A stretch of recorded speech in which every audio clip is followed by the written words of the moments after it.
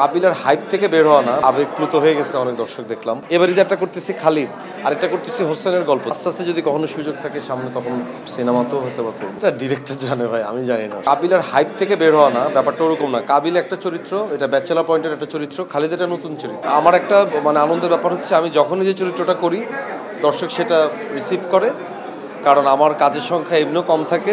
So অনেকদিন পর পর একটা কাজ করি, তো যেটা করি দর্শক সেটা গ্রহণ করে এবং মনে রাখে। এই জন্য আমি আমার দর্শকের প্রতি আমি কৃতজ্ঞ। এই জার্নিটুকু একটা আর্টিস্টের আমৃত্যুই থাকতে হবে, কারণ আপনি যদি নিজেকে প্রতিনিয়ত চেঞ্জ না করেন, দর্শক আসলে আপনাকে কেন গ্রহণ করবে। গত ঈদে আমি একটা কাজ করছিলাম শেষমেশ, ওই ঈদে আরেকটা কাজ করছিলাম আমি এভাবে ফিরে আসা যায়, দুইটা দুই ধরনের গল্প। এবার ঈদে একটা করতেছি খালিদ, আরেকটা করতেছি হোসেনের গল্প, দুইটা দুই ধরনের গল্প। আমার কথা হচ্ছে আপনি বেশি করার দরকার নেই, অল্প করেন, কিন্তু যেটা করবেন ওইটা আসলে প্রপারলি করতে হবে। তো দর্শকদের অনেক আবেগপ্লুত হয়ে গেছে অনেক দর্শক দেখলাম।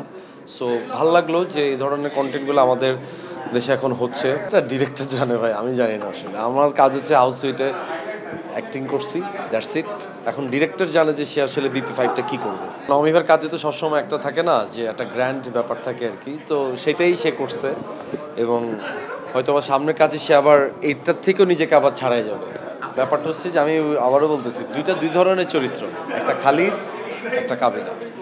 কাবিলা সারা জীবন দর্শকদের মনে থাকবে, সেই সাথে সাথে আরও নতুন নতুন চরিত্র যোগ হচ্ছে।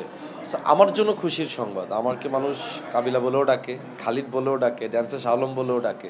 সো এটা আমার কাছে ভালো লাগে যে যখন যে চরিত্রটা করি মানুষ এটা মনে রাখে এবং সেটা নিয়ে মানুষ কথা বলে। ঈদের দিন ইনশাল্লাহ আমি কাতারে থাকতেছি, কাতারে প্রবাসী বাঙালিদের আমন্ত্রণে আমি সেখানে যাচ্ছি। সো দেখা হবে কাতারে। এখন দেওয়া হয় বেশি, নেওয়াটা কম হয়।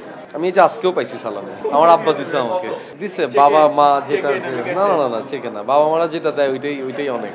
আমি এই যে গতকালও আমার টিম মেম্বার যারা, ওদেরকে দিয়ে আসলাম। কো আর্টিস্ট একদম নিজেদের মানুষজন যারা, তাদেরকে হয়তো গিফট করছি, কিন্তু সালামি ওরকমভাবে টাকা দিয়ে নেই, অথবা গিফট করছি তাদেরকে। ইউটিউবে অনেক ফিকশন করছি, এখন OTT করছি। আস্তে আস্তে যদি কখনো সুযোগ থাকে সামনে, তখন সিনেমাতেও হয়তো বা করবো। সবাইকে ধন্যবাদ। ঈদে আমাদের কাজগুলো দেখবেন, খালিদ আসতেছে আপনাদের জন্য, আশা করি খালিদ দেখবেন এবং কেমন লাগলো জানাবেন। আপনাদের সবাইকে ঈদ মোবারক।